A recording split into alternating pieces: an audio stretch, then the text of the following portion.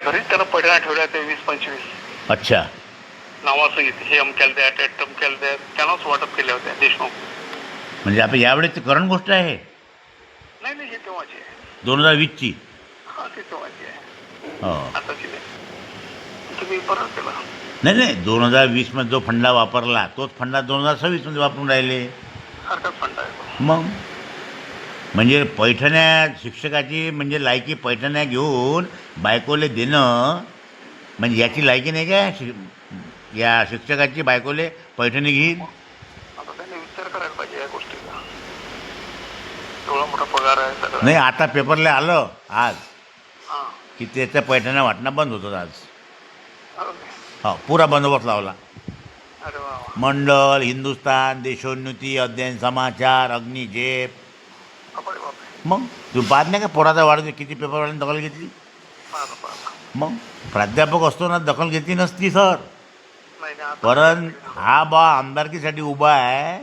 त्याच्यामुळे जास्त दखल घेतली. हां म्हणजे शिक्षण क्षेत्र असं झालं आहे त्या शिक्षणापेक्षा राजकारणाला महत्त्व आलेलं आहे. बरोबर. म्हणजे हा किती शिकला सरनाईक कोणी विचारलं काय. हां हां. सरनाईक शिक्षक आहे काय. नाही नाही सरनाईक संस्थानिक आहे. संस्थानिक आहे बरोबर. मग संस्थानिकले तुम्ही शिक्षक आमदार करून राहिले हां हां की त्यांना डोनेशन घेऊ घेऊ शिक्षक लावले. बरोबर. हां आणि सारे त्याच्या शाळेतले संस्थेचे शिक्षक त्याचा प्रचार करून राहिले पैठण्या वाटू वाटू. नेहमीच करतात दरवर्षी. हां तेव्हाही केला होता. म्हणजे नाही आता श्रीकांत देशपांडेनं सुद्धा केस टाकली होती हायकोर्टात. हां. मलाही नोटीस आली ती कारण मी त्या बॅलेटवर होतो ना. अच्छा अच्छा मग शेवटी श्रीकांत देशपांडेने त्याच्याकडून पैसे घेऊन घेतले 1-2 कोटी. अच्छा. मग केस हायकोर्टाच्या पटलावर आलीच नाही. हो काय. हां तो मॅनेज होते ना सर. मॅनेज करणार. मॅनेज फक्त अनिल काळेच नाही होत असं. कारण अनिल काढला आहे पेन्शन 1,10,000 बायकोले 1,15,00,000 पगार काही काळजीच नाही ना. पोराला 1,50,000 पगार. बरोबर. मला काय पैशाची गरज आहे. मला सापडला चुकला की ठोक साहायला अरे ठीक आहे. छाटो शूट. शूट. आता तो प्रशांत विगी आहे हो. मार पॉश कपडे आणि त्याचं बोलणं नाही. बरोबर. आता माझा पहिला मुद्दा आहे की हा भारतीय महाविद्यालयामध्ये रेग्युलर प्राध्यापक आहे. हो. यानं सुट्टी काढली की नाही काढली हे पाहणं आता आलं ना. अरे हो राजा. कशी गोष्ट करता सर. हां मी कोणत्या मस्तरवर राहू का मी. तुम्हाला तुमचा काय प्रश्न नाही. माया मस्तर माझ्याच जवळ आहे. हो. मी 8 दिवस झोपतो म्हटलं झोपू शकतो. आणि काही विषयच नाही. मग मी आता काही मस्तरवर नाही आहे. नाही नाही. पण जो मस्तरवर आहे तो कोणत्या सुट्टीवर आहे पाहावं लागेल ना. हो. मेडिकल काढली की कोणती काढली प्रचार करून राहिले हो. तर तुम्ही सुट्टी कोणती काढली बरोबर. आणि मॅनेजमेंटनं तुम्हाला परवानगी दिली काय उभं राहण्याची पहिले हा, तेही महत्त्वाचं. हेही पाहणं आलं. कारण मी जेव्हा जेव्हा 3 निवडणुका लढवल्या 2 विधानसभा आणि 1 विधान परिषद तर मला मॅनेजमेंटनं लिखित सगळं परवानगी दिली उभं राहायची. बरोबर. मग हा नियम प्रशांत विगेला लागू नाही काय. वा वा. हां रेग्युलर कर्मचारी आहे. मग हे बाबासाहेबाचं संविधान आहे सर.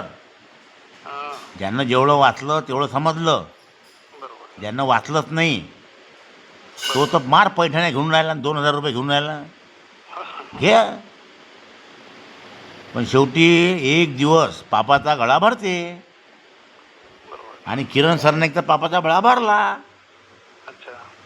मी शिक्षक होतो 10 वर्ष प्रबोधन विद्यालयात 26 वर्ष वरिष्ठ महाविद्यालयात होतो.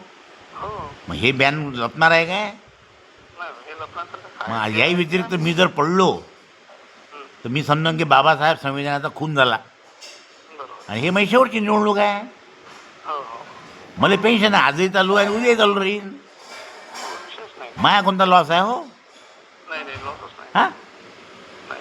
माझा जो दुसरा प्लॅन ठरलेला आहे हरिभक्त आणि महाराज बोराळेकर माहिती आहे ना. 2027चा हां हां आणि 29ची विधानसभा महाराज झालो की हां. मग भाजप तिकीट देते मला. अच्छा. 29ला आमदार होईल. बरोबर. मला घरी नाही ना आमदार व्हायची. नाही नाही नाही. नाही मी जे बोलणं तुला पडून राहिलं की नाही. बिलकुल बरोबर. हे तर रंगीत तालीम आहे. रंगीत तालीम आहे. ठीक आहे मग, काही काळजी नका करू. उद्या मी फोन करतो नागपूरला. निघाली घरची का तर? हा निघालो. बरं बरं बरं. ठीक आहे. चला ठीक आहे. जय महाराष्ट्र. जय महाराष्ट्र. शेवटचं एक वाक्य सांगतो सर. हां अजित पवारचा ॲक्सिडेंट झाल्यानंतर हां. एक काल्पनिक लेख आला होता पेपरला देशोन्नतीला. हं, त्याच्यात शेवटचं वाक्य मी वाचलं हं. की बेट्यानो आता रडत बसू नका, हां माझा महाराष्ट्र आता पुढे नेणे आहे.